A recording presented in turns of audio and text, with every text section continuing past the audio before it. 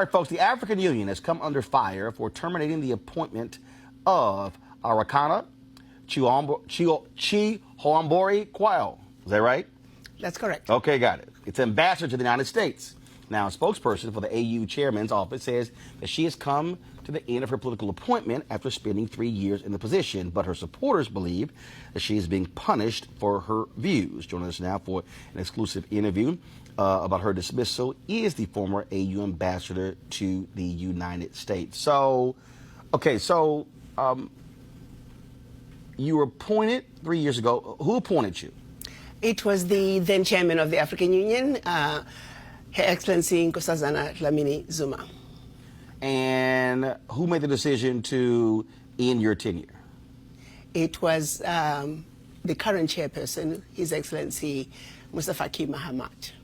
All right, and so did you have any knowledge that they were unhappy with your performance?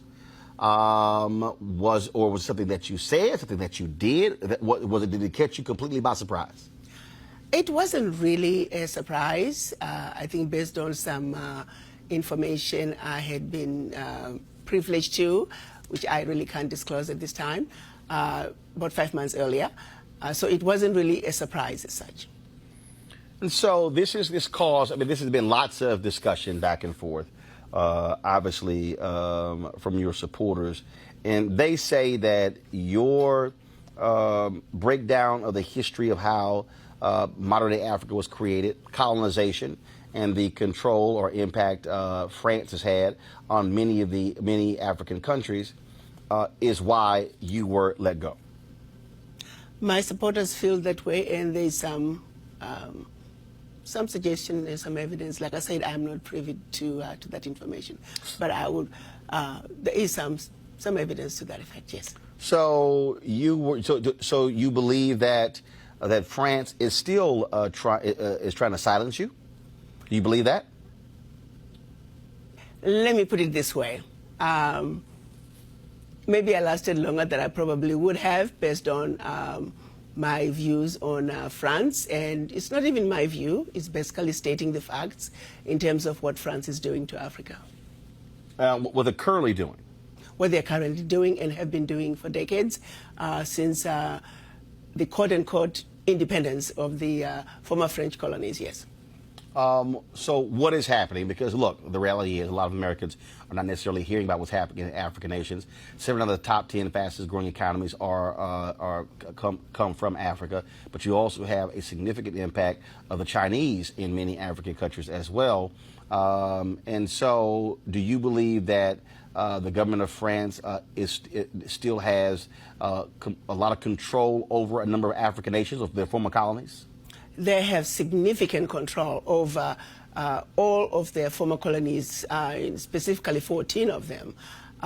Just to give you the highlights of what they did when they were giving the independence, so to speak, to their former colonies, they forced them to sign a document which they are calling the Pact for the Continuation of Colonization.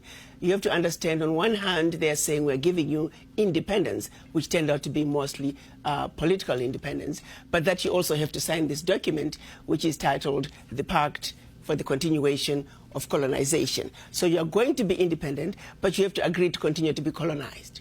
So 2 countries said absolutely not. We are not going to sign those that document. Those 2 countries? Mali and Guinea. Okay.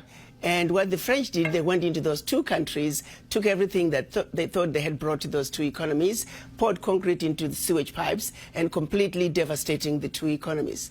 This was done as a way of letting the other countries know that if you do not sign this document, this is the fate that awaits you. How has that negatively impacted those African countries? It has impacted them terribly, terribly, terribly. If you look at it, you give up the Pact for the Continuation of Colonization said those countries were expected to deposit 85% of their bank reserves back then with the French Central Bank under the control of the French Minister of Finance. And should those countries wish to request some of those monies, because remember they were only left with 15% of their reserves.